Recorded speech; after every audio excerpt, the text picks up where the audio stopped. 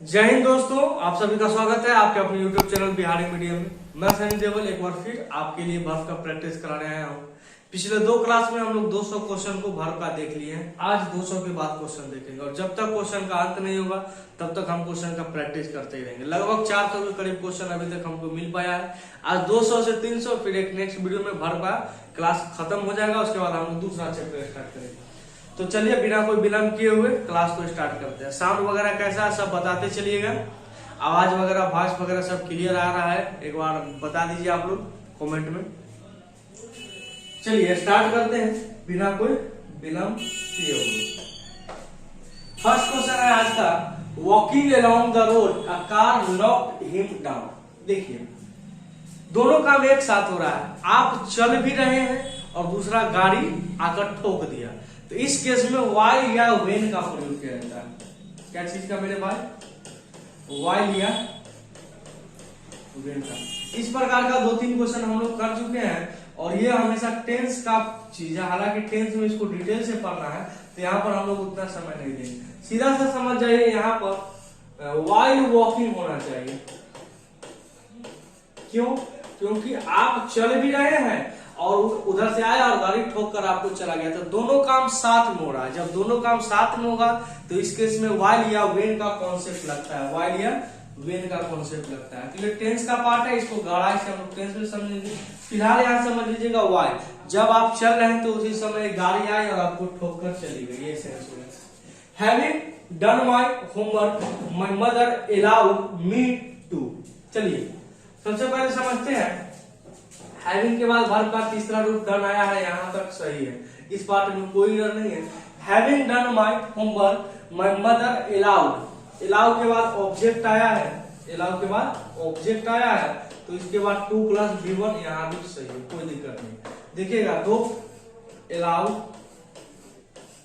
Promise और permit 3 चीज हम बताए थे। इसके बाद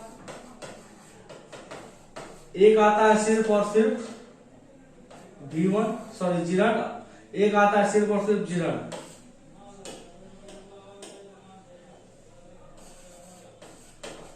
और उसके बाद इन्फिनिटिव। अगर अलाउ के बाद डायरेक्ट वर्ब लिखना है तो जिरंड लिख दीजिए और इन्फिनिटिव लिखना है तो एक ऑब्जेक्ट का प्रयोग किया जाता है। अगर ऑब्जेक्ट आ गया तो उसके बाद इन्फिनिटिव। तो इस बात में भी कोई दिक्कत नहीं है। Having done my homework my mother allowed. देखिए काम खत्म करने के बाद, तो पास्ट की 2 काम एक साथ हो रही है। तो हम बताए थे कि पास्ट में जब 2 काम एक साथ होते, एक को पास्ट इंडेफिनिट में रखा जाता है, दूसरे को पास्ट परफेक्ट में रखा जाता है। तो यहां पर लिख सकते हैं वाइल या when I had done my homework my mother allowed. एक पास्ट इंडेफिनिट हो गया और एक पास्ट परफेक्ट। ये टेंस का कॉन्सेप्ट है, टेंस से ही निकलता है कंडीशनल सेंटेंस। वहां पर हम लोग इसको डिटेल से पढ़ेंगे। क्या पढ़ेंगे मेरे भाई? डिटेल से कंडीशनल सेंटेंस। यहां पर बस हम इतना बताना चाहते हैं कि जब पास्ट में 2 काम एक के बाद एक हो, यानी एक के बाद एक हो, 2 काम एक साथ हो, तो एक को पास्ट इंडेफिनिट में रखा जाता है, दूसरे को पास्ट परफेक्ट में रखा जाता है। तो वहां पर हम प्रयोग करेंगे कहां पर किस चीज का कौन सा काम को पहले रखा जाता है, कौन सा काम को। तो इसको मार्क करके रख लीजिए। टेंस में भी डिस्कस, और ये क्वेश्चन इस प्रकार का हजारों क्वेश्चन टेंस में हम डिस्कस करेंगे। बीइंग अ रेनी डे हम अभी तक पढ़ चुके हैं। बीइंग के बाद अगर नाउन आता है, कोई संज्ञा आता है, तो उससे पहले आपको इट का प्रयोग करना है। अगर बीइंग के बाद कुछ भी और आ जाए तो अमूमन उससे पहले इट का प्रयोग नहीं होता है। यहाँ पर होगा, यहाँ पर देखिए बीइंग अब पता कैसे चला कि नाउन है। इसके बाद आर्टिकल आ गया, तो आर्टिकल हमेशा नाउन के लिए ही आता है। तो it being a rainy day यहाँ पर होना चाहिए। It being a rainy day I had to cancel all my appointments. बरसात का दिन होने के कारण मैंने सभी अपॉइंटमेंट को रद्द कर दिया। इसका मीनिंग ये हो गया। और इट बीइंग का तो बहुत सारा क्वेश्चन अभी तक हम लोग कर भी चुके हैं। चलिए देखिए क्वेश्चन कर रहा है, a few selfish leaders. A few के बाद आप हमेशा पूर्ण नाम का प्रयोग करते हैं, यहाँ तक सही है। ए फ्यू के बाद आपको हमेशा प्लूरल नाउन का प्रयोग किया जाता है। देख लीजिए यहीं से कॉन्सेप्ट बनता है, आर बेंड टू हार्म। तो यहाँ पर है बेंड के साथ आप ऑन का प्रयोग करते हैं, किसी का प्रयोग करते हैं ऑन। तो यहाँ पर तो सबसे पहले टू ही गलत है, तो सबसे पहले बेंड को हटाकर बेंड ऑन कर दीजिए। और किसी भी प्रीपोजिशन के बाद आपको हमेशा जिरंड का प्रयोग करना होता है। तो बेंड ऑन हार्मिंग होगा, क्या होगा, बेंड ऑन हार्मिंग होगा। इस बात को आप हमेशा याद रखिएगा। कुछ स्वार्थी नेता होते हैं जो लोकतंत्र की नींव को हानि पहुंचाते हैं, झुका देते हैं, झुकाकर हानि पहुंचाते हैं, ये बात यहाँ पर कह रहे हैं। तो बेंड का वर्ब का तीसरा रूप है, याद रखिएगा, बी के बाद, बी फॉर्म के बाद अमूमन वर्ब का तीसरा रूप आता है और ये पैसिव वॉइस होता है। कौन सा वॉइस होता है, पैसिव, यानी ये वाक्य पैसिव वॉइस हो गया, एक्टिव वॉइस नहीं है। इस बात को हमेशा याद रखिएगा। चलिए next question, As I have worked hard, I am confident. Same preposition based question, confident of passing the exam. क्योंकि किसी भी preposition के बाद जिरन। और याद रखिएगा कई स्टूडेंट्स का मानना है या डाउट है कि सर क्वेश्चन कैसे पहचानेंगे कि बेसिक से आया है या हाई लेवल। देखिए जब कोई भी क्वेश्चन एक चैप्टर से पूछता है ना, तब वो क्वेश्चन बेसिक बन जाता है। अगर वही क्वेश्चन में 2-3 चैप्टर का रूल लगा दिया जाता है तब वो एडवांस लेवल हाई लेवल का क्वेश्चन बन जाता है। बड़ा और छोटा देखकर कभी भी क्वेश्चन का लेवल तैयार नहीं होता, उसमें चैप्टर कितना ऐड कर गया। जैसे यहाँ पर देखिएगा आप पढ़ रहे हैं टेंस, मगर यहाँ पर लगा दिया कॉन्फिडेंट के बाद आप 2+V1 या जिरंड लगाते, मगर यहाँ पर एक और ही दे दिया कि कॉन्फिडेंट का प्रयोग आप और के साथ करते, तो ये प्रीपोजिशन भी जोड़ दिया और आपका वर्ब भी जोड़ दिया। तो 2 चैप्टर जोड़ दिया तब ये क्वेश्चन थोड़ा सा एडवांस लेवल का बन जाता है, समझ गए। तो प्रीपोजिशन के बाद जिरंड का प्रयोग करते हैं। अभी तक कितना सारा ढेर सारा क्वेश्चन में हम लोग कर चुके हैं, हमेशा याद रखिए। We went to that place with a view to, याद रखिएगा ये फिक्स फ्रेज होता है, with a view to या looking forward to, या लुकिंग, ये फ्रेज होता है, ये फिक्स होता है। जब कहीं भी आएगा हमेशा लुकिंग फॉरवर्ड टू, तो इसके बाद आप हमेशा जिरंड का प्रयोग करते हैं, इसके बाद आप हमेशा जिरंड का प्रयोग करते हैं, हमेशा याद रखिएगा। विथ अ व्यू टू या लुकिंग फॉरवर्ड टू के बाद आप हमेशा जिरंड का, तो यहाँ पर हेल्प का प्रयोग नहीं होना चाहिए। With a view to helping the earth victim. We went to that palace, हम लोग उस स्थान पर गए और जहां पर ये नजारा था कि धरती से जुड़े पीड़ित, विक्टिम का मतलब होता है पीड़ित, जो आप पीड़िता है जिसके साथ वो कर्म कांड होता है उसके लिए विक्टिम का प्रयोग किया जाता है। यू शुड अवॉइड, देखिए क्वेश्चन बहुत ही आसान है, समझने का प्रयास करिएगा। अवॉइड के बाद जिरंड का प्रयोग होता है, अवॉइड के बाद जिरंड का प्रयोग होता है। चाहे लाइक हो, चाहे डिसलाइक हो, चाहे हेट हो, इन सभी के बाद अमूमन जिरंड का प्रयोग किया जाता है। तो you should avoid to go ना, यहाँ पर होगा you should avoid going to school होगा। As you have severe, severe का मतलब होता है सीरियस यानी गंभीर। एक वर्ड यहाँ से भी समझने को मिल गया, सीवियर, इसको सीवियर पढ़ते हैं, सीवियर आई इन्फेक्शन। तुमको स्कूल जाने से नजरअंदाज करना चाहिए क्योंकि आपका आई का इन्फेक्शन कहीं ज्यादा बढ़ गया, इस बारे में बात हो रही है। I have no achievement to boast, समझिएगा कुछ ऐसे सेंटेंस होते हैं मेरे भाई, कुछ ऐसे सेंटेंस होते हैं यानी कुछ ऐसे वर्ब होते हैं जिसके बाद उस वाक्य को पूरा करने के लिए लास्ट में प्रीपोजिशन क्लियर करना पड़ता है, प्रीपोजिशन लगाना होता है उस वाक्य को संतुष्ट करने के लिए। तो I have no achievement to boast of होगा, यहाँ पर इसका प्रीपोजिशन फिक्स करिए कि बोस्ट के साथ आखिर लगता क्या है। एक प्रकार का समझ सकते हैं, नाउन के बाद अगर इंफिनिटिव का प्रयोग होगा, थोड़ा सा रूल समझ लीजिए, अगर नाउन के बाद इंफिनिटिव का प्रयोग हो, रूल तो यह कहता है कि नाउन के बाद अगर इंफिनिटिव का प्रयोग हो तो उसके बाद उसका प्रीपोजिशन क्लियर करना होता है कि आखिर उसके साथ क्या प्रयोग होगा। देखिए आई हैव नो अचीवमेंट जिस शब्द के अंत में MENT लगा हुआ है वो शब्द नाउन होता है। एक चीज यहाँ से समझने में आ गई। तो ये नाउन है, नाउन के बाद इन्फिनिटिव 2+V1 लगाया है तो उसका प्रीपोजिशन हमको क्लियर करना होगा, प्रीपोजिशन क्लियर करना होगा। अगर यही रहता, इस नो अचीवमेंट को हटा देते, आई हैव टू बोस्ट, तब वाक्य में कोई गलती नहीं था, कोई एरर नहीं होता। मगर रूल ये कहता है, रूल यहाँ से लिख लीजिए, नियम ये कहता है कि नाउन के बाद अगर इन्फिनिटिव आया है तो उसके बाद प्रीपोजिशन, यानी इस इन्फिनिटिव का प्रीपोजिशन क्या होगा, यानी ये जो इन्फिनिटिव में जो वर्ब का प्रयोग हुआ है, जो क्रिया का प्रयोग हुआ है, उसके साथ जो प्रीपोजिशन आता है उसको क्लियर करना होता है। यही कॉन्सेप्ट है। वन मस्ट एबल ऑफ, चलिए एबल, रिकॉन्साइल,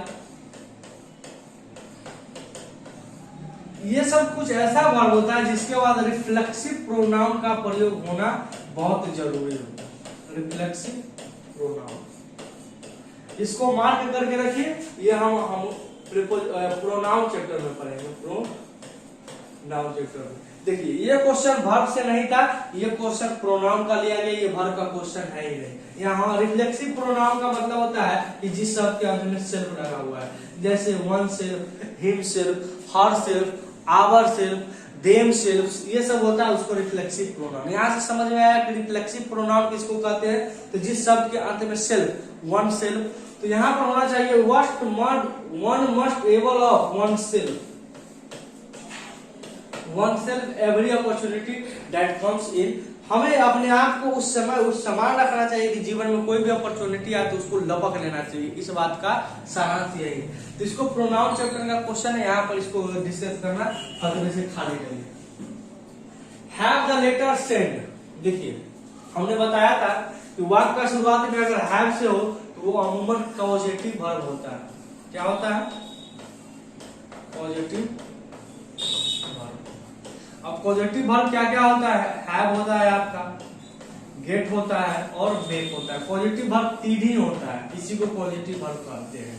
तो इसके बाद हम बताते हैं हैव या गेट के बाद हमेशा वर्ब की तीसरा रूप, तो सेंड नहीं, यहाँ पर होना चाहिए सेंड। जाकर पार्ट नंबर 14 देख लीजिए, वहां पर पॉजिटिव वर्ब हमने पूरा इन डिटेल डिस्कस किया। वर्ब का क्लास नंबर नोट्स अगर डिटेल में जानना है, बाकी यहाँ समझ लीजिए। पॉजिटिव वर्ब 3 होता है, हैव, गेट, मेक। मेक से अगर शुरुआत करते इसके बाद वर्ब, वैसे भी हैव एज हैड के बाद हमेशा वर्ब का तीसरा रूप आता है। ये तो जनरल कॉन्सेप्ट है, वर्ब का पहला क्लास में हम लोग पढ़ चुके।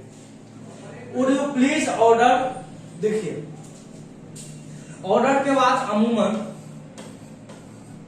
ऑर्डर के बाद अमूमन टू आता है और उसके बाद पर्सन आता है।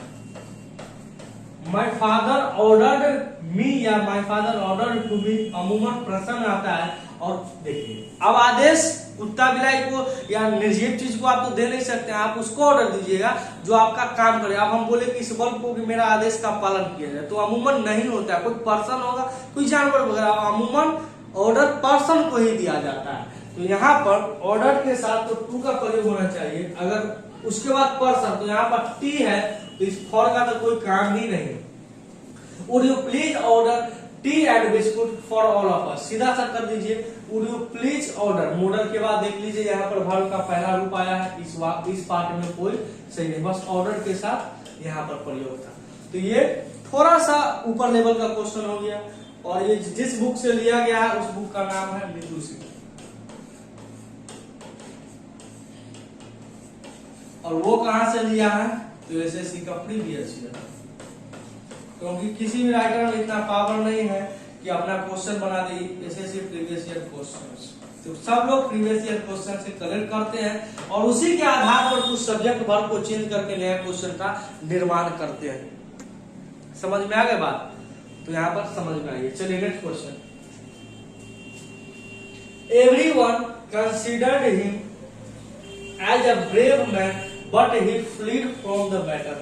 भाग जाना के सेंस में फ्रॉम का प्रयोग होता है, यहां तक सही है। एवरीवन कंसीडर, चलिए कंसीडर, कंसीडर का मतलब होता है आपको देखना, गौर से बातचीत करना, उसको समझना। तो कंसीडर के साथ आप एज का प्रयोग नहीं करते, ये सुपरफ्लुअस आ जाता है। ये सुपरफ्लुअस, सुपरफ्लुअस का मतलब हम समझा चुके हैं कि उसका ओयूएस, सुपरफ्लुअस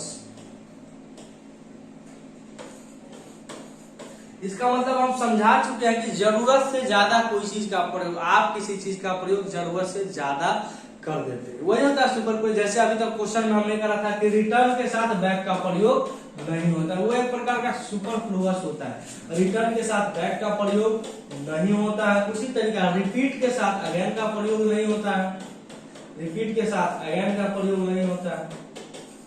सेम उसी तरीका कंसीडर के साथ एज का प्रयोग नहीं होता है।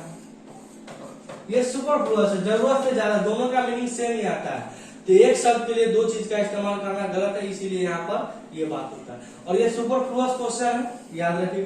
कुछ क्वेश्चन जहां पर पढ़े वहीं पर समझते बूझते आगे चल रहा है। My father does not mind, mind एक ऐसा वर्ब होता है जिसके बाद, माइंड एक ऐसा वर्ब होता है जिसके बाद आप जिरंड का प्रयोग करते हो। तो टू भी नहीं, देखिए यहाँ पर वर्ब 3 दे रखा है, तो या तो आप इसको डिस्टर्बिंग करेगा तो टू भी दोनों को हटाना पड़ेगा। हम अगर दोनों को रखना चाहते हैं तो उसका उपाय है, आप प्रयोग कर दीजिए बीइंग का, क्योंकि बीइंग अपने आप में जिरंड भी होता है और उसके बाद वर्ब 3 का प्रयोग होता है, और ये वाक्य आपका पैसिव में चला जाता है। समझते हैं बात को? अगर बीइंग के बाद वर्ब 3 का प्रयोग करते हैं तो वो वाक्य पैसिव में चला जाता है। अगर डायरेक्ट आप वर्ब 3 का प्रयोग करते हैं तो एक्टिव में रहता है। तो हमको माइंड के बाद जिरंड चाहिए, तो टू बी को काट कर आप सीधा कर दीजिए बी। अब क्या सर सब वर्ब को रखना जरूरी है? नहीं, कोई जरूरी है रखना, बस क्वेश्चन कर लीजिए कि हाँ ये सेंटेंस के साथ जिरंड का प्रयोग होता है, इस सेंटेंस के साथ। इसका कोई तरीका नहीं है, इसका कोई कॉन्सेप्ट नहीं है पिलाने का, आपको थोड़ा सा पढ़ना ही होगा। किसी भी सूरत में, किसी भी बुक से पढ़िए, पढ़ना ही होगा। चलिए next question. Perhaps you do not know I am having a car and a jeep besides a big house in a good locality। समझिएगा, जब किसी को किसी पोजेशन की बात किया जाए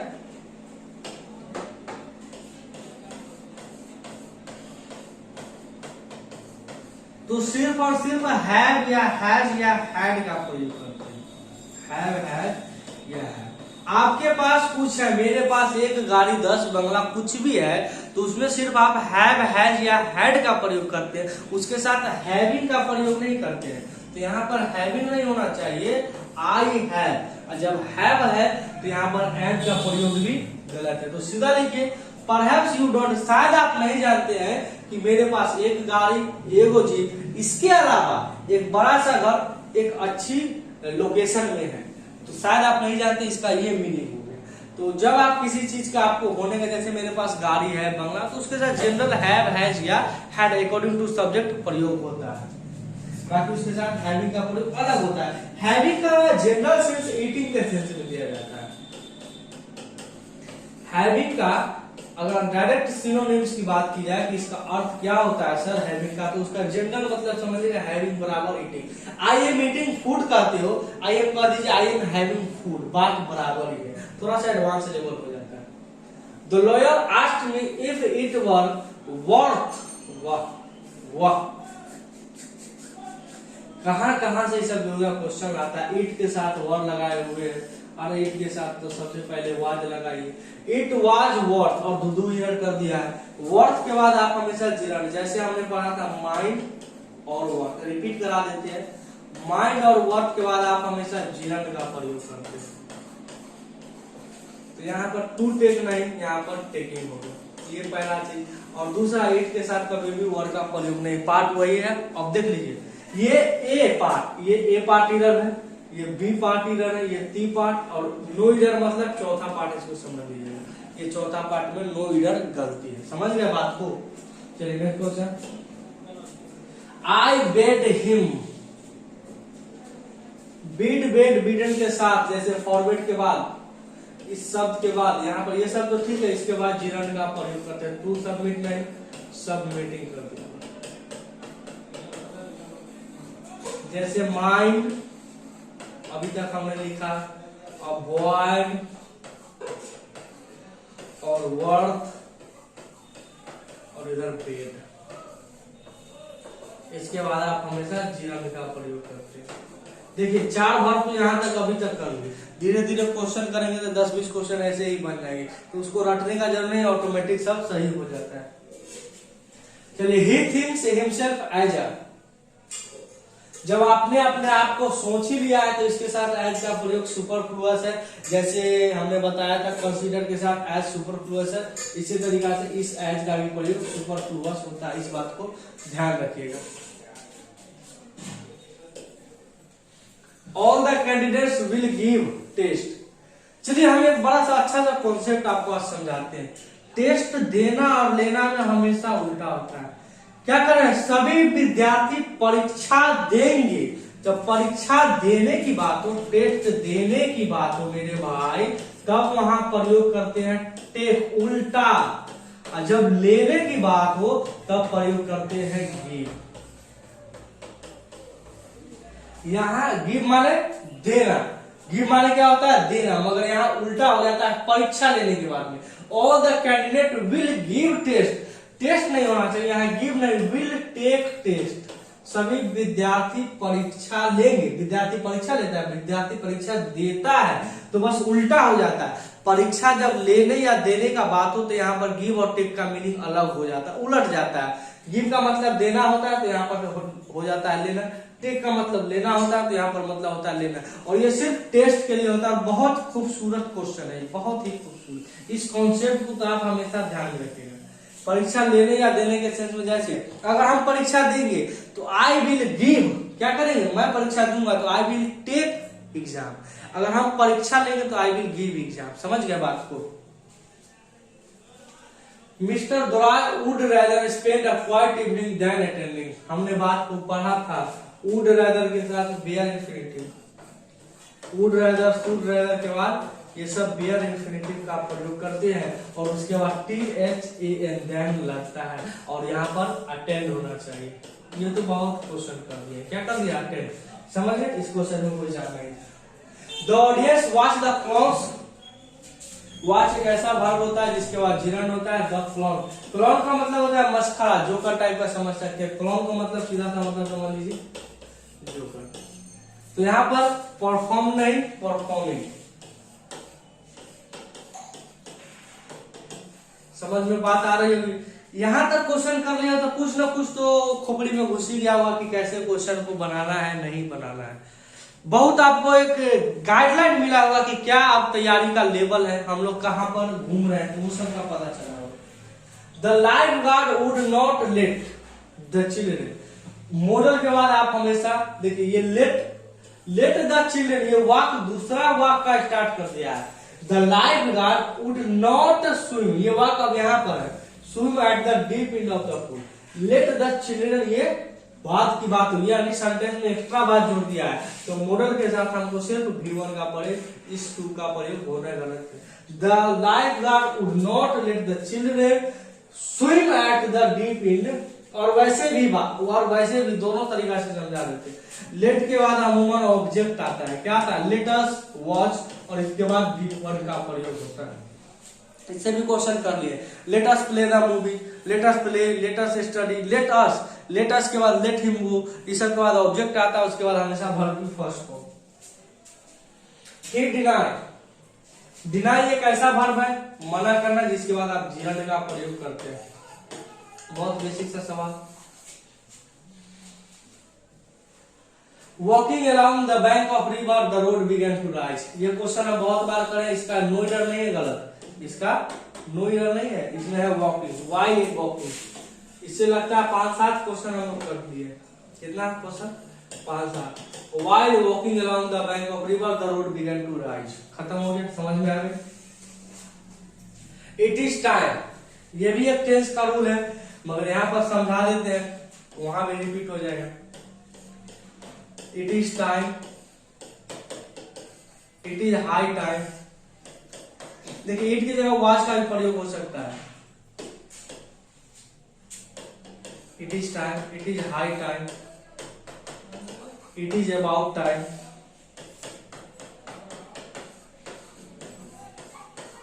इन सभी के बाद 2 तरीका होता है। अगर इसके बाद सब्जेक्ट आ गया तब सिर्फ और सिर्फ V2 का प्रयोग होना है। अगर इसके बाद डायरेक्ट प्रयोग करना है तो 2 प्लस V1 कर दीजिए। It is time to travel, यही समय है जाने का, यही समय है खाने का, यही समय है पढ़ने का। मगर इसके बाद अगर सब्जेक्ट आ गया तो वो पास्ट इंडेफिनिट सिर्फ और सिर्फ V2 में रहेगा। अगर सब्जेक्ट आया तो, अगर नहीं है तो 2 प्लस V1 से काम चल जाएगा। तो इट इज टाइम के बाद यू, सब्जेक्ट आ गया तो यहाँ पर डिसाइड नहीं, डिसाइड में डी लगा दीजिए, डिसाइडेड ऑन योर टेक्स्ट। जब तक देखिए हमेशा 5 पार्ट को कभी नहीं पढ़िए, पहला पार्ट को पढ़िए, अगर उसमें गलती नहीं नजर आए तब दूसरा पार्ट को पढ़िए, दूसरा पार्ट में भी गलती नजर आए तब तीसरा पार्ट को पढ़िए, अगर तीनों में गलती ना तो चौथा में नो एरर तो होगा ही। तो पहले भी हमको अमूमन पारा दूसरा से ही आपको हिंट मिल जाएगा कि कहां पर एरर कह रहा है। तो इट इज टाइम के बाद सब्जेक्ट है तो V2 का प्रयोग करेंगे। As I was feeling sleepy, I asked for a steaming cup of tea. देखिए पास्ट पार्टिसिपल और प्रेजेंट पार्टिसिपल का पहले थोड़ा सा अर्थ समझिए, हालांकि हमने पढ़ा दिया पार्टिसिपल मगर फिर भी समझिए। पास्ट पार्टिसिपल और प्रेजेंट पार्टिसिपल थोड़ा आराम से हम लोग पढ़ रहे हैं, इसीलिए क्योंकि क्वेश्चन थोड़ा सा एडवांस लेवल का है। ये जितना भी 200 के बाद, हालांकि 100 के बाद ही एडवांस लेवल आ गया है, तो ये और भी खतरनाक लेवल का है, इसीलिए थोड़ा आराम से हम पढ़ा रहे हैं। तो पास्ट पार्टिसिपल अमूमन खत्म चीजों के लिए किया जाता है, ये दोनों एडजेक्टिव होता है और ये चल रहा के सेंस में होता है। बस आंसर यही होता है, दोनों अपने आप में एडजेक्टिव भी होता है और अर्थ सेम देता है। तो जब आप नींद वाला यानी स्लीपी महसूस करते हैं तो उससे आप कहते हैं कि एगो गरम चाय, स्टीमिंग चाय, तो आप ऐसा चाय नहीं मांगेगा जो ऑलरेडी ठंडा हो गया हो। स्टीम का मतलब क्या, खत्म के सेंस में होता है। आपको ऐसा चाय चाहिए जो अभी गर्म है, गर्मी है उसमें, तो यहाँ पर स्टीम्ड नहीं, यहाँ पर होना चाहिए ए स्टीमिंग कप ऑफ टी। अब प्रेजेंट पार्टिसिपल जैसे चल रहा, मैं उसको दौड़ते हुए देखा, तो आई सॉ हिम रनिंग, मैंने उसे दौड़ते हुए देखा। अगर वही दौड़ चुका होता तब उसके बाद आपको देखते, तब वहां देखते रन का, उसका एडजेक्टिव का प्रयोग करते। इस बात को हमेशा याद रखिएगा। I remember meet him 5 years ago। यहाँ पर देखिए ये क्वेश्चन में 2-3 इरर समझिएगा, दोनों ही है। सबसे पहले एगो ले लिया, 5 years ago, 5 साल पहले मिले थे, तो इसको तो पास्ट में ले जाइए, और जैसे ही पास्ट मिलेगा तो रिमेम्बर के साथ आप जीरन का प्रयोग करें। दो इरर है तो समझ जाइए क्वेश्चन। हालांकि टाइपिंग हमको लगता है दोनों में से कोई इरर मिस्टेक हो, या तो यहाँ पर मीटिंग होगा तो रिमेम्बर करना था, अगर रिमेम्बर होता तो यहाँ मीटिंग करना था। 2 इरर है, देख लीजिए। I have always and will always be faithful to you, क्या इरर है कोई बता सकते हो? I have always and will always be faithful है, इरर है। हैव के बाद हमेशा वर्ब की तीसरा रूप आता है, हैव, हैज और हैड के बाद हमेशा वर्ब का तीसरा रूप। यहाँ पर बी नहीं, यहाँ पर होना चाहिए be. I have always and will always been faithful to you, क्योंकि मेन वर्ब आपका हैव है और हैव के बाद ऑलवेज एंड विल ऑलवेज। अब उस विल के चक्कर में यहाँ पर बी सही नहीं मार दीजिएगा, विल आपका बाद में एंड के बाद आया है तो वो मेन वर्ब कभी भी नहीं बन सकता। मेन वर्ब आपका हैव बनेगा और हैव के अकॉर्डिंग हैव एंड के बाद हमेशा वर्ब की तीसरा रूप आता है, याद रखिएगा। आई am afraid I did a mistake,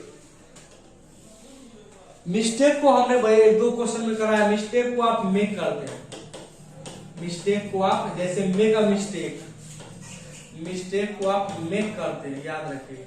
उसी तरीका मेक अ नॉइज होता है, मेक नॉइज को भी आप मेक करते हैं। तो यहां पर डिड नहीं, आई मेक, मेड, मेड, समझ गए? I am afraid I made a mistake, mistake को मेक करते हैं। The lights went out while we took the examination, जब आप परीक्षा दे रहे थे तब लाइट चली गए, तो पास्ट में ये काम हो रहा था जब आप परीक्षा दे रहे थे। तो परीक्षा दे रहे थे तो पास्ट कॉन्टिन्यूअस टेंस में, टेंस का क्वेश्चन है, तो यहां पर होना चाहिए while we were taking the examination, while we were taking the examination. क्यों? ये टेंस का रूल है, तो यहाँ पर अगर कम भी समझ में आए तो चलेगा, मगर यहाँ पर रूल ये कहता है कि आप परीक्षा दे रहे थे तब ना लाइट कट गया, तो उस समय आपका काम रनिंग में था, इसीलिए यहाँ पर हिज असिस्टेंट्स हैव एंड, ये एम गलत है, टाइपिंग इधर, his assistant have and are still doing excellent work for the organisation. Same concept अभी हम बताएं कि हैव हैज के बाद हमेशा वर्ब की तीसरा होता है, यहाँ पर डूइंग नहीं, डन कर दीजिए। मेन वर्ब आपका आर स्टिल नहीं, मेन वर्ब आपका डन है, वो वाक्य दूसरा वाक्य है, इसका मेन वर्ब। समझ में आ गया? After the teacher had told the boys how to pronounce the word, all of them in one voice repeated the word.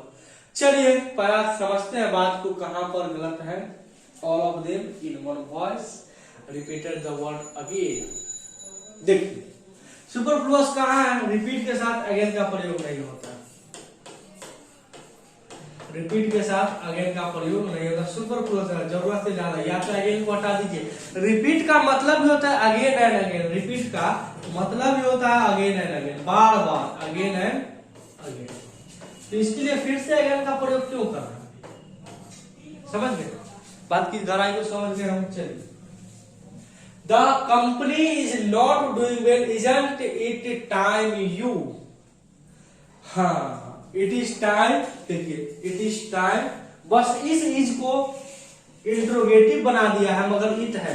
It is time, it is high time, it is about time के बाद अगर subject आया, अगर इसके बाद subject आया तो इसके बाद वर्ब टू का प्रयोग। ये टेंस का क्वेश्चन है, यहाँ पर सेल नहीं, सेल का वैल्यू सोल्व कर दीजिए। सेल सोल सोल, समझ में आ गई होगी, ये टेंस का क्वेश्चन है। चलिए, he caught the boys steal. Caught एक ऐसा वर्ब होता है जिसके बाद आप जिरंड का प्रयोग करते हैं, तो यहाँ पर प्रयोग होगा स्टीलिंग द पार्सल। क्या होगा? Stealing the parcel. चलिए एक क्वेश्चन हम पहले लगा देते हैं, इस क्वेश्चन को बनाइए, थोड़ा सा हम देख लेते हैं क्या हो रहा है।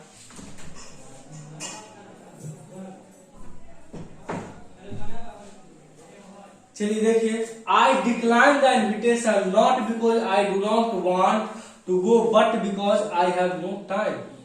बड़ा समस्या, कहां पर इसका इधर होना चाहिए? वाक्य की शुरुआत पास्ट, पास्ट तो आगे भी पास्ट, यहाँ पर हैव नहीं, यहाँ पर हैज।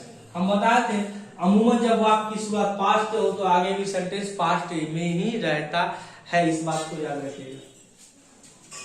चलिए, it is a known fact, यह जाना हुआ है, that time does not return back. Return के साथ बैक का प्रयोग नहीं होता है। सुपरफ्लुअस कितना बार क्वेश्चन आया है? Even after 60 year of independence lakhs of people do not have bed to sleep. हमने बताया था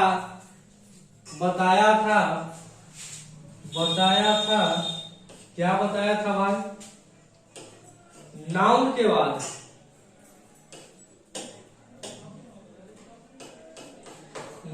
के बाद अगर इन्फिनिटिव का प्रयोग हुआ है तो उसके बाद इन्फिनिटिव तो उसके बाद उसका प्रीपोजिशन को क्लियर करना बहुत जरूरी होता है। अगर डायरेक्ट वर्ब के बाद प्रीपोजिशन आए, ये अभी टेंस प्रीपोजिशन और वर्ब तीनों से मिलाकर क्वेश्चन बना दिया है, तो यहाँ पर ये वर्ब, ये नाउन और उसके बाद टू स्लीप, तो बिछावन के लिए टू स्लीप इनका प्रयोग करिए। अगर नाउन के बाद इन्फिनिटिव आया है तो उसके बाद उसका प्रीपोजिशन को क्लियर करना। इस क्वेश्चन को अगर अभी नहीं भी करते हैं तो कोई दिक्कत नहीं है। The dinosaurs could not adapt to the changing environmental. Adapt, बहुत बढ़िया क्वेश्चन।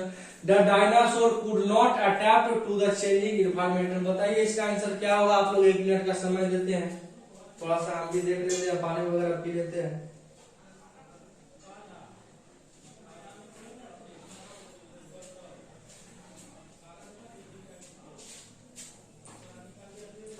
चलिए समझ गए,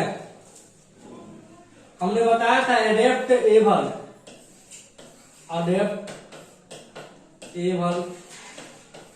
रिकॉन्साइल, ये सब प्रोनाउन का चैप्टर। इसके बाद रिफ्लेक्सिव प्रोनाउन का प्रयोग होता है। रिफ्लेक्सिव प्रोनाउन का प्रयोग होता है। यहाँ पर the dinosaur could not adapt themself, क्योंकि प्लूरल है themselves.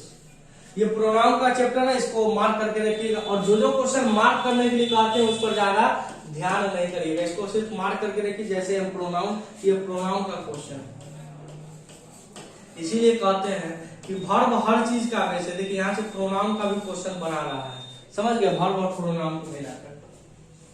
The students were looking forward to, looking forward to और विथ अ व्यू टू के बाद हमेशा जिरंड का प्रयोग मीटिंग। अभी क्वेश्चन थोड़ी ही देर पहले का है, बैक करके देख लीजिए। 10-15 मिनट क्वेश्चन शुरुआत में ही क्वेश्चन हम करा दिए आज का। The lady made the little boy, देखिए मेड, मेड के बाद ऑब्जेक्ट। मेड में देखने का हम तरीका बताए थे। पॉजिटिव वर्ब होता है हैव, गेट और make. Positive verb have, get और make. Positive verb have, get और मेक। मेक का हम बता देते हैं पार्ट नंबर 14। मेक अगर एक्टिव वॉइस में है तो सिर्फ V1 का प्रयोग करिए। मेक अगर पैसिव वॉइस में है तो सिर्फ 2 + V1 का प्रयोग करिए। एक्टिव पैसिव कैसे पहचाने, तो पैसिव पहचानने का तरीका है बी का है वो फॉर्म, जो कि बी का फॉर्म होता है are, is, am, are, was, were, be, being और इसके बाद विल। इससे पहले कोई भी हेल्पिंग वर्ब नहीं दिया है, तो ये एक्टिव वॉइस। तो एक्टिव वॉइस के बाद अगर ऑब्जेक्ट आ गया तो इसके बाद सिर्फ हम V1 का प्रयोग करें। तो यहाँ पर होना चाहिए the lady made the little boy wash all the clothes. अगर the lady wash made the little boy तब होता है टू वॉश, क्योंकि वो पैसिव होता है। रूल ये कहता है we must get the ticket sent as soon as possible. We must get modal, और मॉडल के बाद एक और वर्ब, इसको अमूमन आप जाकर पॉजिटिव वर्ब का रूल देखिए, जिसमें हैव, गेट और मेक होता है। पिछला क्वेश्चन हैव, गेट और मेक होता है। मेक का क्वेश्चन कर लिए, ये गेट का क्वेश्चन है। गेट के बाद हमेशा वर्ब का तीसरा रूप आता है, तो वहां पर जाकर एक बार चेक कर लीजिएगा आप लोग। My father don't mind, mind एक ऐसा वर्ब होता है जिसके बाद जीरन। हमको भीतर भी रखना है, तो यहाँ पर ये क्वेश्चन लगता है रिपीट हो गया। ये क्वेश्चन रिपीट हो गया क्योंकि इसका क्वेश्चन एक बार करे हैं हम लोग।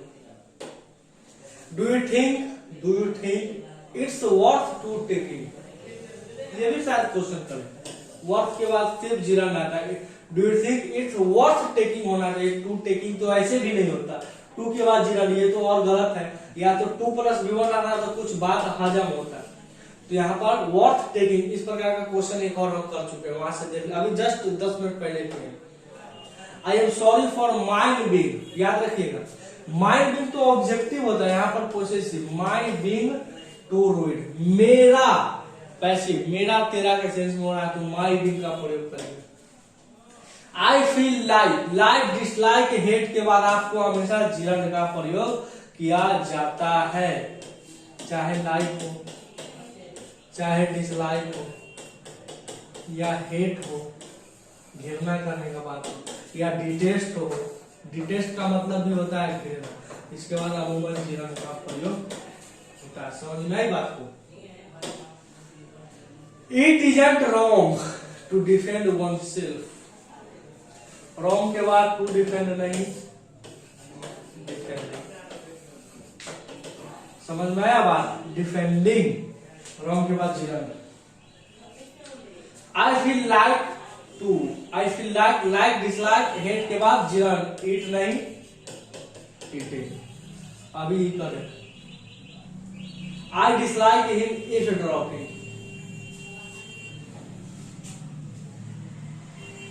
चलिए इस क्वेश्चन का बताइए जवाब। I dislike him eavesdropping habit so much that I can not stand it any more. इसमें मेरे समझ से कोई दिक्कत नहीं आ रहा है, क्योंकि लाइक डिसलाइक के बाद जीरन आता है। इव्स ड्रॉपिंग का मतलब होता है किसी को छुप छुप कर देखना है, किसी को छुप छुप कर देखना। इव्स ड्रॉपिंग का मतलब होता है छुप छुप कर देखना। इस बात को हमेशा याद रखिएगा। इस ड्रॉपिंग का मतलब होता है। और इससे एक सिनोनिम्स भी पूछा हुआ है आपके सेंटेंस में कि इसका सिनोनिम्स क्या होता है। तो इस ड्रॉपिंग में हमको कोई नहीं लगता है कि इस पार्ट में कोई एरर है। बाकी आप लोग खुद समझदार है तो यहां से देख लीजिए। चलिए next question, we must avoid एक ऐसा वर्ब होता है जिसके बाद जीरन का प्रयोग होता है। I don't mind cooking when my servant is not well, mind के बाद जीरन का आता है। I don't mind cooking when my servant is not well, इस पार्ट में कोई एरर हमको नहीं बुझाना, समझ में आ रही होगी। My servant is not well, ऐसा कोई एरर नहीं है। I would like to try, like dislike के बाद समझिएगा बात को, वुड लाइक टू होता है, वुड लाइक टू या शुड लाइक टू का प्रयोग करते हैं और इसके बाद V1+2 के बाद V1 आता है। कब? जब आप पसंद किसी से कहते हैं, would you like to go there, जब किसी से इजाजत के सेंस में, परमिशन के सेंस में इसका प्रयोग होता है। परमिशन के सेंस में आप प्रयोग कर सकते हैं। Would like to go, would you like to take toffee, क्या आप कॉफी देना पसंद करते हैं। तो परमिशन लेने देने के सेंस में वुड लाइक टू होता है, मगर जनरल सेंस में लाइक डिसलाइक के बाद आप ये मॉडल का प्रयोग में लाइक को मेन वर्ब मान के यहाँ पर ट्राई, मगर वुड लाइक टू परमिशन के सेंस में आ रहा होगा तब आप V1 का प्रयोग। कई विद्यार्थी कहेंगे sir would like to try तो सही था, नहीं, यहाँ पर आप परमिशन नहीं ले रहे हैं। आई वुड लाइक टू, मैं एक नया चेहरा पसंद करूंगा, अब मैं एक नया चेहरा रखूंगा, न्यू लुक रखूंगा, तो यहाँ पर रखूंगा, हम खुद का मन है रख, परमिशन आप किसी से, परमिशन किसी दूसरे व्यक्ति से लिया या दिया जाता है, समझ में बात है। तो वहां उस सेंस में V1+ होगा। और ये टेंस का कॉन्सेप्ट है, टेंस का कॉन्सेप्ट है, कई टीचर इसको वर्ब में भी पढ़ाते हैं, इसीलिए क्वेश्चन वर्ब में भी दिया गया है। तो 250 क्वेश्चन का अभी हमने सेट किया, 50 क्वेश्चन और है, उसको करके इस क्लास को खत्म करेंगे और उसके बाद फिर नेक्स्ट क्लास में हम लोग 100 क्वेश्चन करके पूरा वर्ब को खत्म करेंगे। चलिए देखिए अगला क्वेश्चन कर रहा है, I wasn't sure of him contesting. देखिए आपका लोकसभा में कॉन्टेस्ट करना, यहाँ पर हिम नहीं, ऑब्जेक्टिव नहीं, हिज कॉन्टेस्ट, उसका पार्टिसिपेशन पूछ रहा है, उसका उम्मीदवारी का बात चल रहा है। तो हमने बताया था ऑब्जेक्टिव नहीं, पॉसेसिव एडजेक्टिव। जी अमूमन, साउंड वगैरह देखिए तो अमूमन क्या होता है, जीरन से पहले ऑब्जेक्टिव केस नहीं, पॉसेसिव एडजेक्टिव यानी पॉसेसिव प्रोनाउन का प्रयोग करते हैं। चलिए समझ में आ गई हमारी बात, ये प्रोनाउन का कॉन्सेप्ट है। द पासिंग मार्क दैट, याद रखिए पासिंग मार्क करके कोई चीज होता नहीं है, पास मार्क होता है कि हाँ भाई इतना पास मार्क रखा गया है, तो द पास मार्क, ये तो फ्रेज है एक प्रकार का, क्या है, फ्रेज है, इसको तो इधर से मतलब नहीं है, तो द पासिंग मार्क्स नहीं होगा, द पास मार्क्स होगा। The pass marks that we needed seemed a distance dream of, जब एक इधर मिल गया तो आगे दौड़ने का कोई जरूरी नहीं।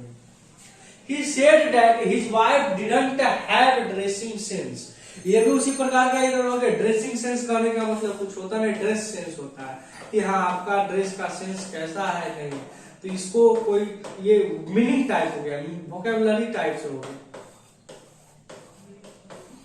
सुपरफ्लुअस के सेंस में आ जाता है, ये सुपरफ्लुअस में आता है कि एक टॉपिक होता है सुपरफ्लुअस, उसमें आ जाता है। चलिए I remember to go for trekking when I was little. Trek का मतलब समझिए, सबसे पहले एक नया वर्ड आया ट्रेक। ट्रेक का मतलब होता है लंबे समय तक पैदल चलना, जैसे लंबा डिस्टेंस आप पैदल चलते हैं, लंबे समय तक पैदल चलना, ये होता है इसका।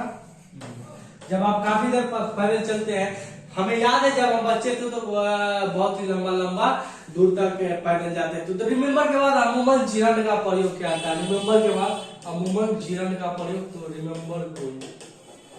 इसमें एक और इधर बन सकता था, जब वाक पास्ट में है तो रिमेम्बर का होना गलत है, मगर ऑप्शन एग्जामिनर ने बी पार्ट को गिरन मेन गिरन उसमें बनाया, हालांकि इसमें आई रिमेम्बर होना चाहिए, ये ज्यादा सही है। Due to me, due to मेरा वहां होना, तो due to my being passive बना दिया, my being a known face, मेरा अनजाना फेस होने की वजह से उसने मेरे वहां पर प्रतिबंध लगा दिया, मेरे जाने पर रोका गया। ये बात बोल रहा है, ये बीइंग पैसिव बनाया तो माय बीइंग, और जीवन से पहले ये अपने आप में एक प्रकार का जीवन का काम किया यहाँ पर, तो यहाँ से पहले पॉसेसिव एडजेक्टिव का प्रयोग करेंगे। आई डोंट हैव, अभी हमने एक बात बताया कि जब कभी भी नाउन के बाद अगर इंफिनिटिव आए, क्या मेरे भाई, नाउन के बाद अगर इंफिनिटिव आए तो इसके बाद उसका प्रीपोजिशन को क्लियर करना बहुत जरूरी होता है, उसका प्रीपोजिशन को क्लियर करने का। तो I don't have a pen to write, यहाँ पर या तो इन लिख लीजिए या राइट विथ या राइट बाय, कुछ भी लगाइए, मगर एक लगाने का बहुत ही ज्यादा जरूरी है। चलिए नेक्स्ट क्वेश्चन।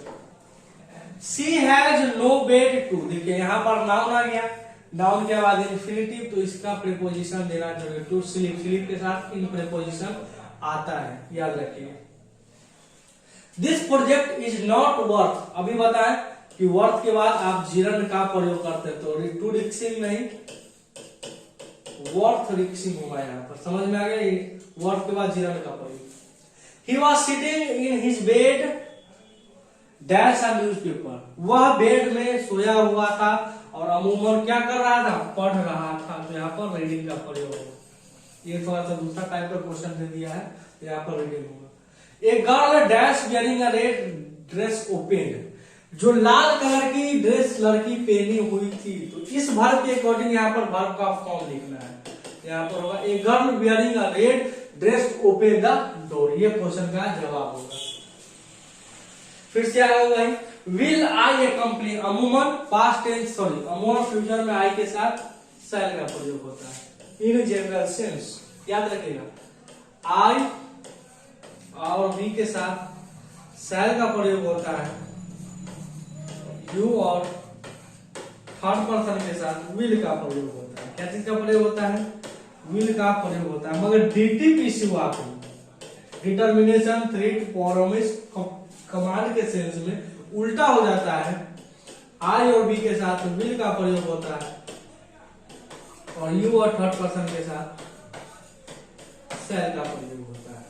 इस चीज को आप याद रखिए, अमूमन उल्टा हो जाता है। He worked hard so that he should please his manager.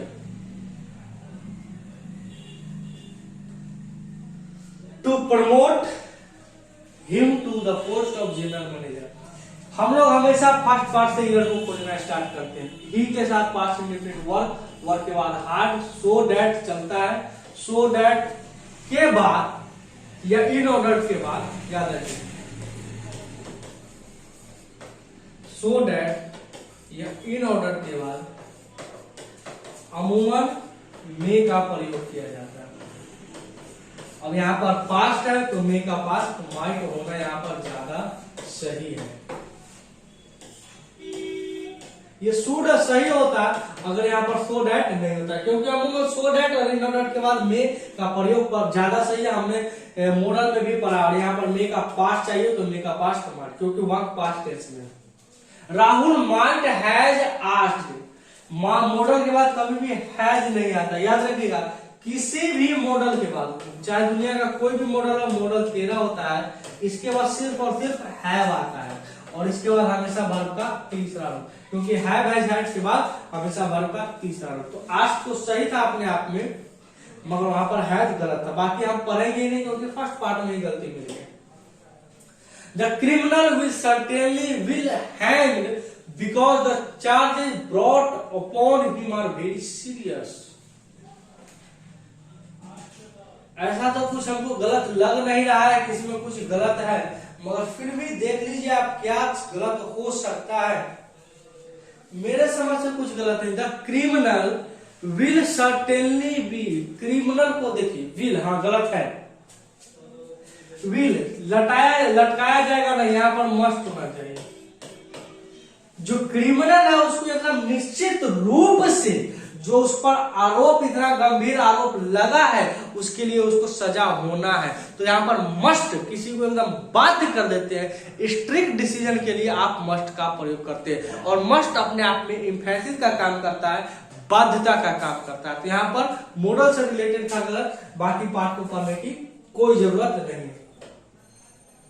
Work hard list, work hard list के साथ मेन आई, लिस्ट के साथ हमेशा शुड का प्रयोग करता है। और कितनी दफा क्वेश्चन कर लिया है, बाकी पार्ट को हम पढ़ेंगे ही। I need not to till, सबसे पहले देख लीजिए तो इस पार्ट में ईयर बना दिया, देखिए कैसे।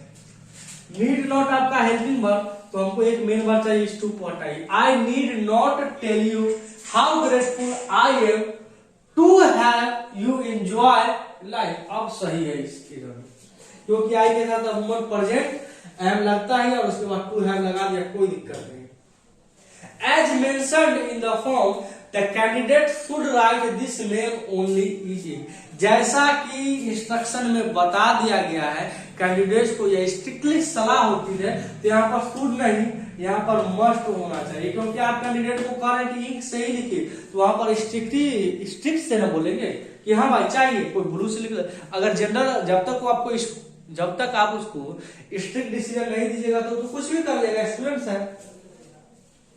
The significance of the detention of gravitational wave may not be lost on us. The significance of the detention of gravitational waves, बहुत अच्छा, may not be, मॉडल के बाद हमने क्या लिखा है, बी का एक फॉर्म लिखा है जो कि अपने आप में सही है, कोई प्रकार का दिक्कत नहीं है। जब किसी का दिक्कत नहीं है, बी के बाद वर्ब का तीसरा रूप आता ही है, तो यहाँ पर ऐसे तो हमको नो इधर बुझा रहा है, मगर ये मे का प्रयोग यहाँ नहीं होना चाहिए। The significance of the detention sentence should not be lost, may का तो कोई सेंस या शुड या मस्ट लगा दीजिए, नहीं खोना चाहिए। इसका मीनिंग ये होता है किसी भी सूरत में किसी भी चीज को ग्रेविटेशनल फोर्स में नहीं खोना चाहिए। तो या तो शुड या मस्ट लगा सकते, मे का कोई सेंस, क्योंकि मे फ्लेक्सिबिलिटी नहीं देता है सही। If you score good marks I will be happy as much as you, अगर आप अच्छा मार्क्स स्कोर करते हैं तो हम बहुत ही ज्यादा खुश होंगे। प्रेजेंट इधर है, कोई बात नहीं। If you score I will B, यहाँ पर विल मॉडल के बाद V1 लगा ही दिया है, तो युवक अपने आप में सही है, कोई दिक्कत नहीं है। चलिए, if I were at your age, जब वाक्य की शुरुआत पास्ट से हो तो आगे भी पास्ट का प्रयोग होता है, बुझे। और याद रखिएगा, किसी भी काल्पनिक, किसी भी इमेजिनरी सेंटेंस में, किसी भी इमेजिनरी सेंटेंस में मेरे भाई कैसा भी सब्जेक्ट हो, आप सिर्फ और सिर्फ वर्ड का प्रयोग करते हैं। तो यहाँ पर आई क्या रहेगा, सी भी रहता, यू भी रहता, कोई नाम भी रहता, रमा भी रहता, कुछ भी रहता, तब हम वर्ड का ही प्रयोग करते हैं। क्यों? क्योंकि किसी भी सब्जेक्ट के साथ काल्पनिक वाक्य में सिर्फ वर्ड का प्रयोग होता है। साहिल डेयर्स नॉट टू कम, चलिए भाई डेयर्स में से लगा दिया, यानी इसको मेन वर्ब मान चुके हैं। जब मेन वर्ब मान दिए तो उसके बाद नॉट भी लगा दिया, टू भी लगा दिया, कम भी। भाई कहां से इसे कौन पगला क्वेश्चन सेट कर रहा है? सब ऐसे ही सब क्वेश्चन सेट होता है। या तो इस क्वेश्चन में एस हटा दीजिए, ये वाक्य सही हो जाएगा। फर्स्ट नंबर, अगर एग्जामिनर ने डेयर्स को सही रखा है, नहीं फर्स्ट पार्ट में ही इधर हुआ, क्योंकि इस डेयर्स में से एस हटेगा। सी डेयर नॉट, ये हेल्पिंग वर्ब, ओहो, अगर ये हेल्पिंग वर्ब हो गया तो इसमें से टू भी हटाना होगा, नॉट कम। अगर डेयर्स को हमको सही रखना है तब उपाय है कि इससे पहले नॉट को हेल्पिंग वर्ब लगाइए। ये सेंटेंस ही महा फालतू दे रखा, पता है ए को सुधारे के बी को सुधारे, जिसको सुधारना है सुधार लीजिए।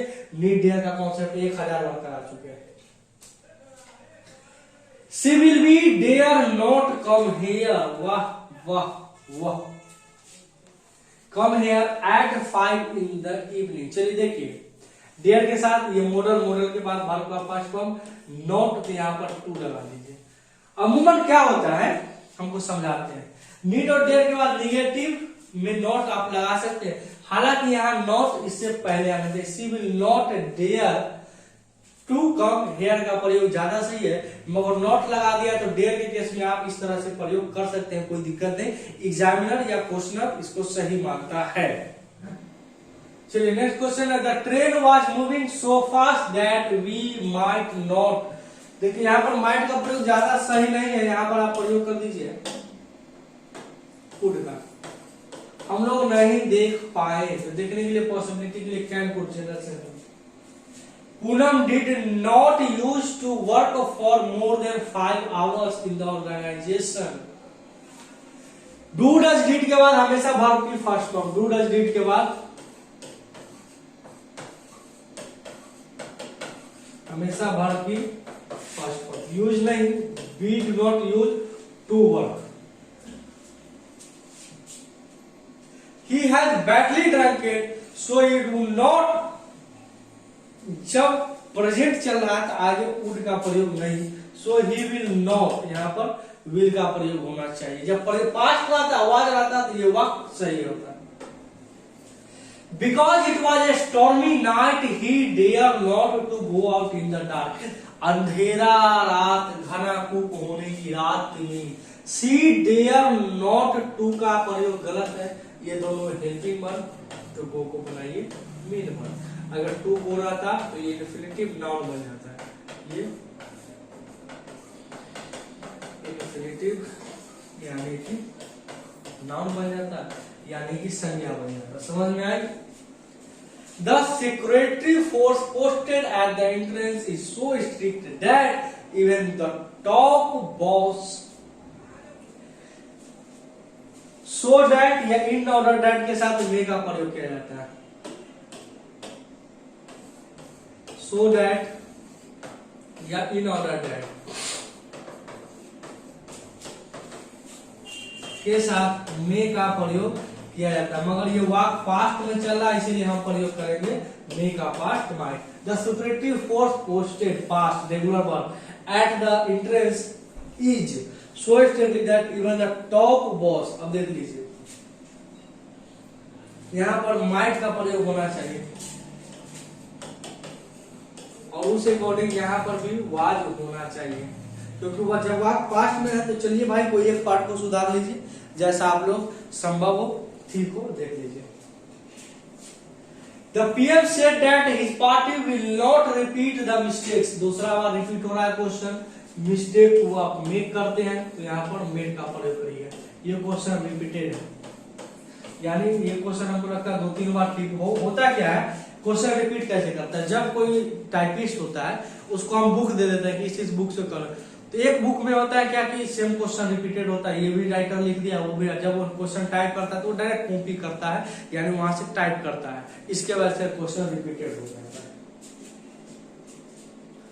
If you need my notes, अगर आपको मेरी नोट्स की जरूरत है तो यू विल टेक देम। अगर आपको जरूरत है मेरी नोट्स को तो आप क्या लीजिए, यू मे का प्रयोग करिए ना जनरल सेंस में, क्या दिक्कत है?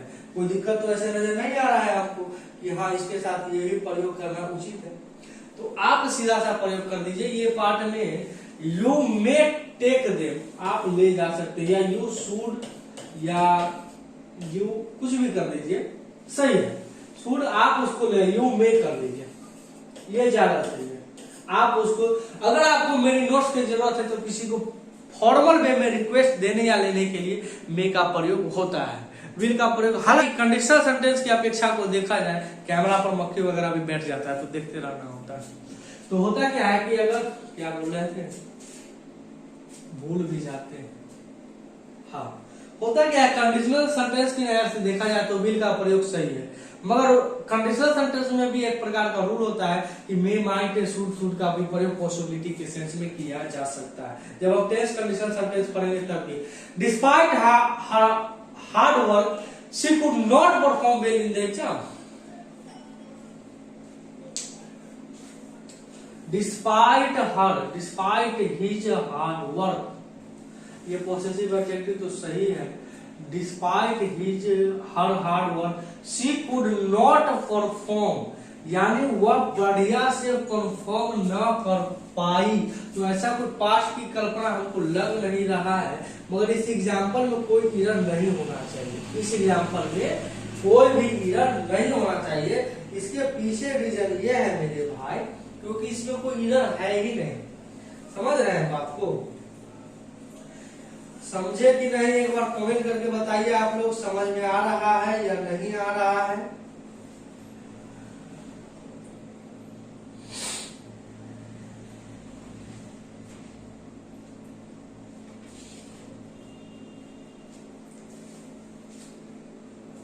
चलिए देखिए, इसमें कोई एरर नहीं है, क्योंकि सूट फूड ऐसा कुछ दे रहे हैं ना, पास्ट है, आगे भी पास्ट, तो इस क्वेश्चन में नो एरर का प्रयोग एकदम सही है। The candidate can carry printed colour copy of E admit card on the day of. देखिए, परीक्षा के दिन आपको कलर ई एडमिट कार्ड लाना ही है, तो कैन कैरी नहीं कर सकते। आप उसको ऑर्डर दे रहे हैं, स्ट्रिक्टली ऑर्डर दे रहे हैं, तो यहाँ कैन नहीं, यहाँ पर होना चाहिए मस्ट का प्रयोग होना चाहिए। द कैंडिडेट मस्ट, आपको लाना ही पड़ेगा किसी भी सूरत में, इस सेंस में हो रहा है। चलिए, no candidate will be allowed to leave,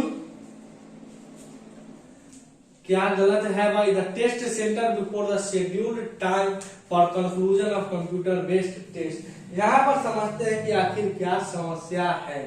तो मेरे समझ से अलाउ के बाद ऑब्जेक्ट नहीं आया है, तो यहाँ पर no candidate will be allow living होना चाहिए, अलाउ लिविंग, क्योंकि अलाउ परमिट और प्रॉमिस एक ऐसा वर्ब होता है जिसके बाद आप डायरेक्ट वर्ब लिखते हैं तो जीरन, और उसके बाद अगर ऑब्जेक्ट आ जाता है तब 2+1 ये हूं इस क्वेश्चन को। If we started now we would be in the time in submitting this, इसमें कोई एरर नहीं है, ठीक है।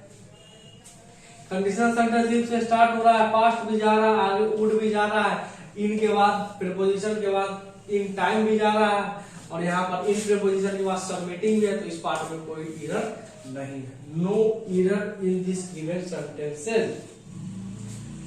He had a big house and an expensive car, hence he must have been rich. Have has के बाद been का प्रयोग होता है, सही है। He had a big house, उसके बाद एक बहुत बड़ा घर था, अब नहीं है। And an expensive car, ठीक है, एक्सपेंसिव कार भी था, hence उसके बावजूद भी he must have been rich, must have, अगर आप जरूर रहे होंगे तभी तो बात हो रही होगी, गरीबा को थोड़ी गाड़ी घोड़ा रहता है, अमीर ही कहना रहेगा। The president might come to visit our office tomorrow if the meeting finishes before 5.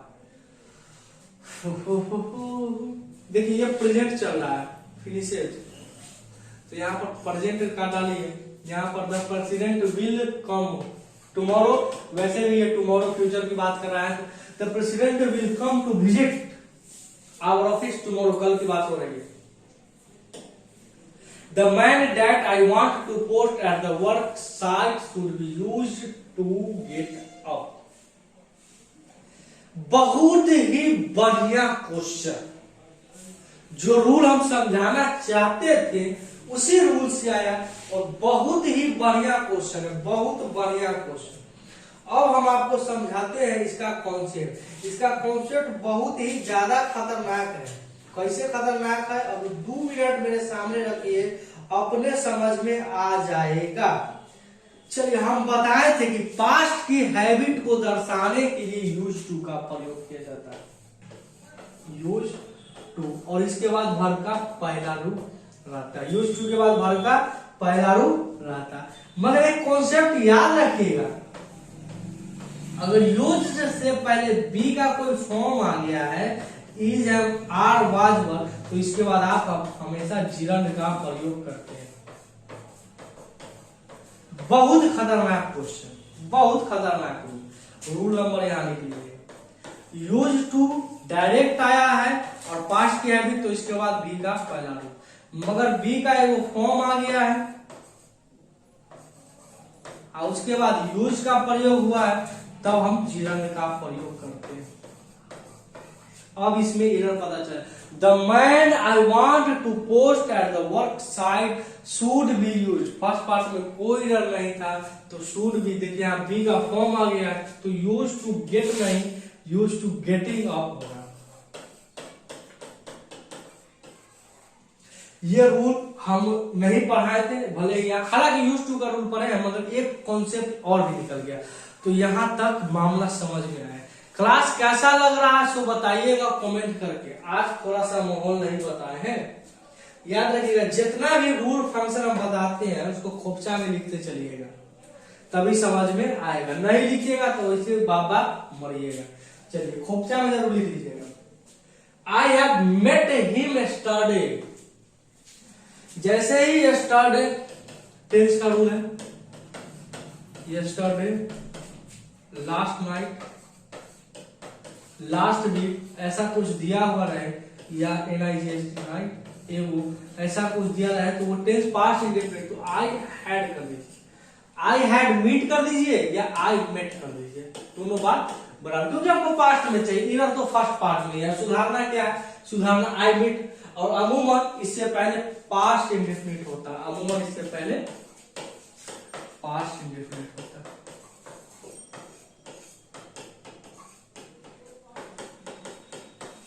Past indefinite होता है। समझ में आई बात? Next question. Karan said that he would borrow me his notes. लेने या देने के लिए लेन। जब आप देते हैं तो लेन, जब आप लेते हैं तो बोरो। ये देने के सेंस में होता है, लेने के सेंस में होता है। देना लेना, दूसरा मीनिंग नहीं समझिएगा न तो आपका जीवन अंधकार में चल जाएगा।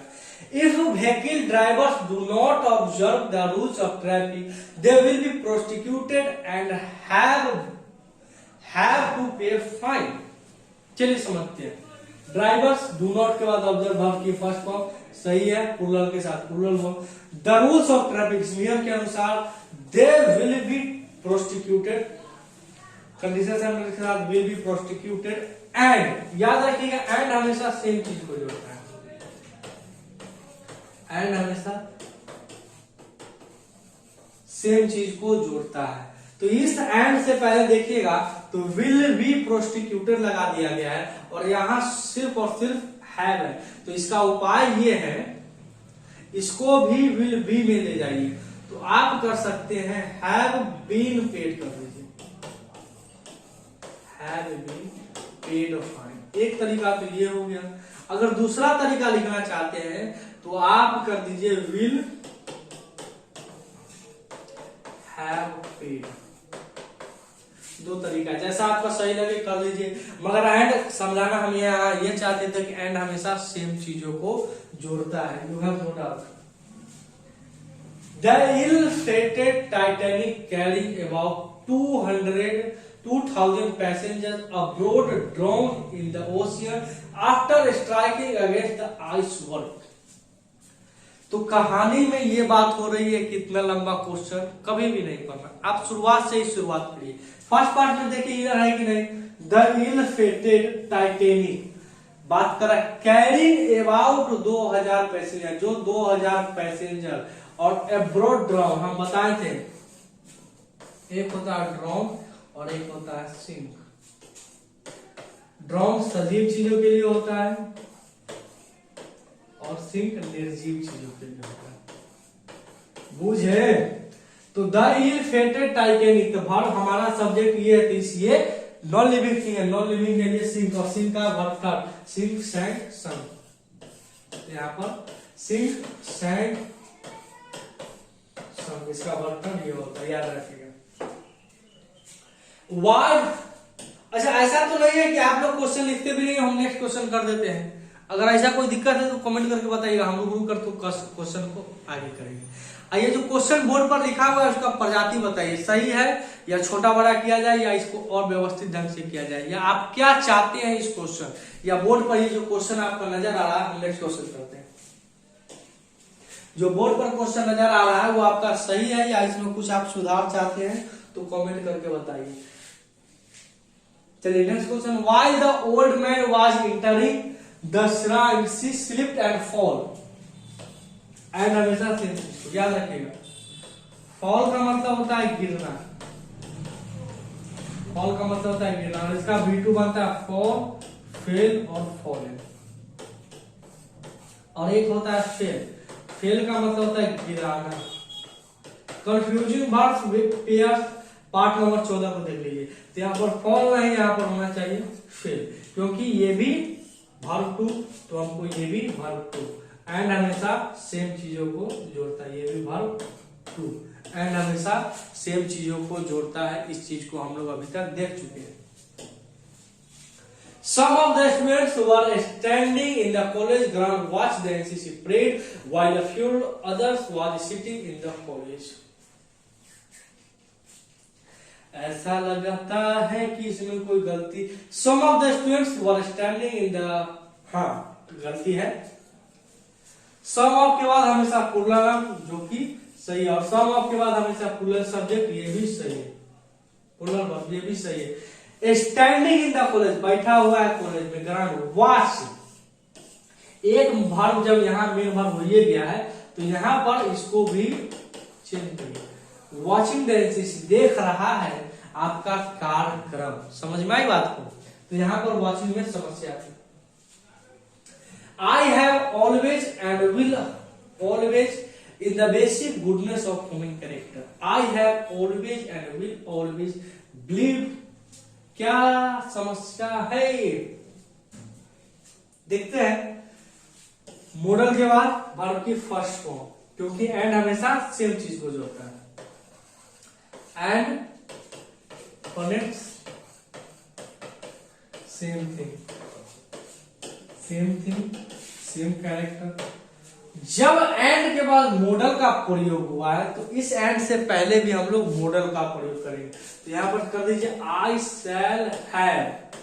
अब कुछ नजर वर्ब का हमको नहीं है, तो या तो इस बिलीव को ही यहाँ पर वर्ब लिख लीजिए, क्योंकि ये कॉमन है। अगर नहीं लिखना चाहते हैं तो आई शैल हैव बीन कर दीजिए, दोनों में से एक कॉमन कर दीजिए, क्योंकि एंड हमेशा सेम चीज को जोड़ता है। तो उसके बाद अगर मॉडल, तो इसके पहले भी मॉडल का प्रयोग होगा।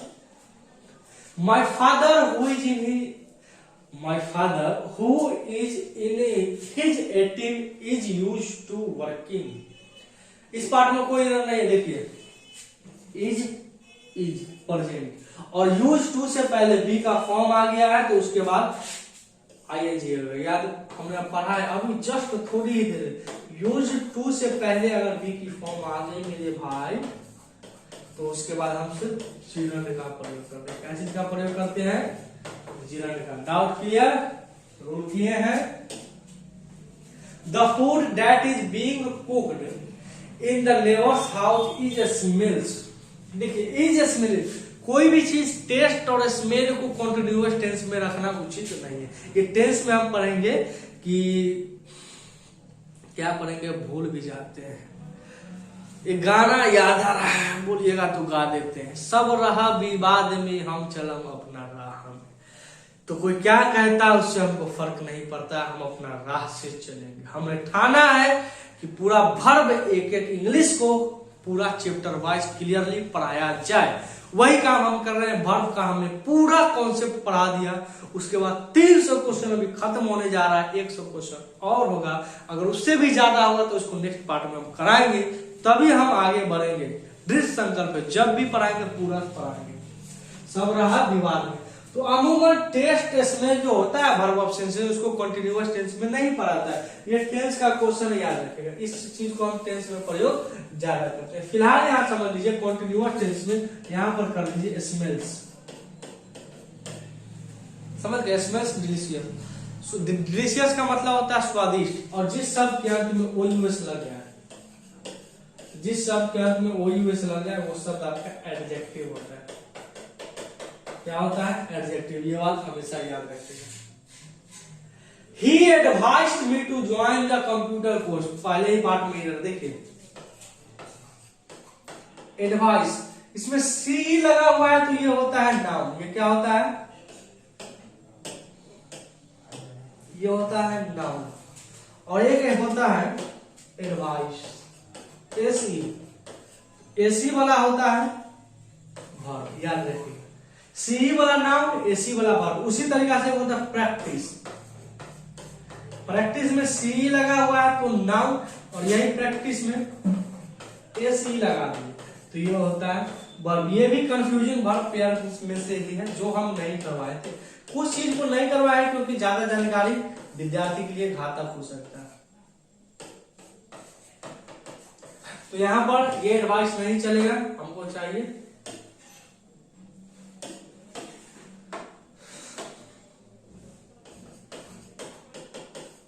ये वाला एडवाइस चाहिए। क्लियर हो गया? चलिए नेक्स्ट पढ़ते हैं। शायद तोहरा ही पता नहीं के का कसूर भइल बा अखिया से।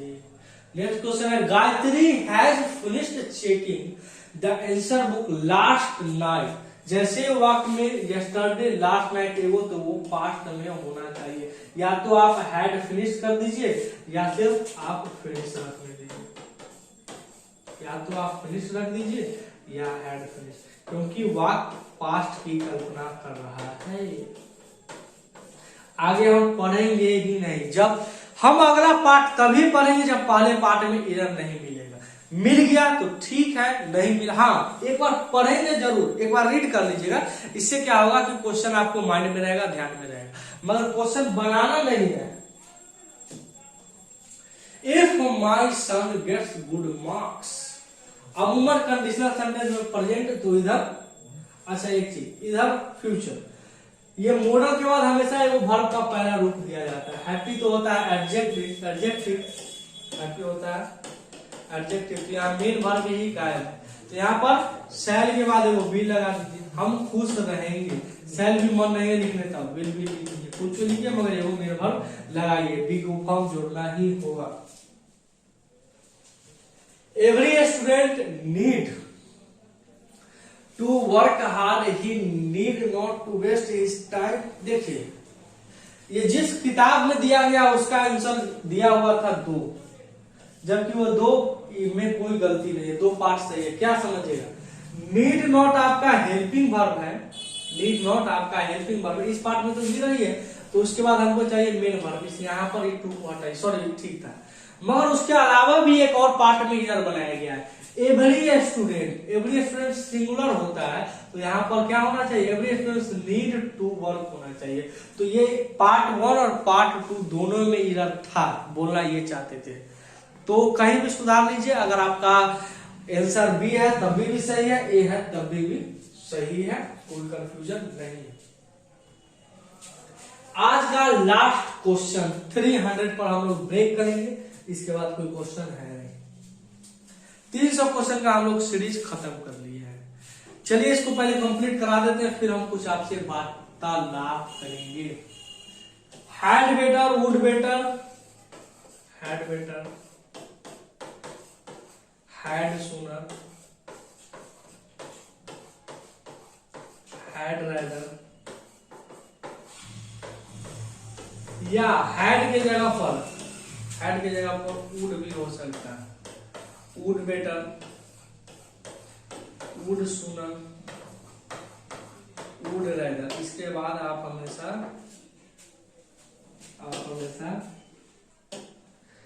वर्ब की फर्स्ट फॉर्म यानी बेयर इंफिनिटिव का प्रयोग करते हैं।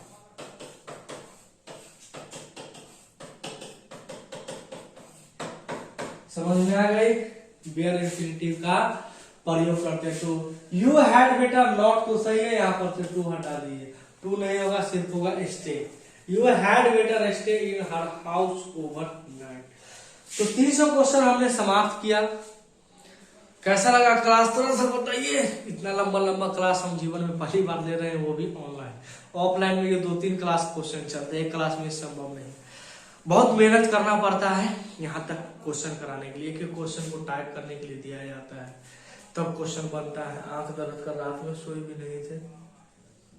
क्लास कैसा लग रहा है सबको हम बताइए, और सब रूल वगैरह को बढ़िया से लिखिएगा, नोटबुक बनाइए, तभी आपको लाभदायक होगा।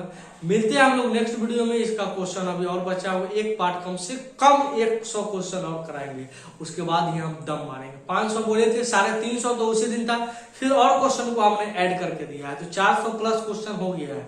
अब देखिए क्या होता है, क्वेश्चन बढ़ेगा, बढ़ाएंगे, एक क्लास ज्यादा होगा करेंगे, मगर A to Z पढ़ेंगे। आज का क्लास कैसा लगा कमेंट करके जरूर बताइएगा। चैनल पर नए हैं तो चैनल को सब्सक्राइब कर लीजिएगा, बेल आइकन जरूर दबा लीजिएगा, ताकि हमारा आपका संगम हमेशा समय पर हो जाए। चलिए मिलते हैं हम लोग नेक्स्ट वीडियो में। धन्यवाद, तब तक इस चैनल के साथ बने रहिए।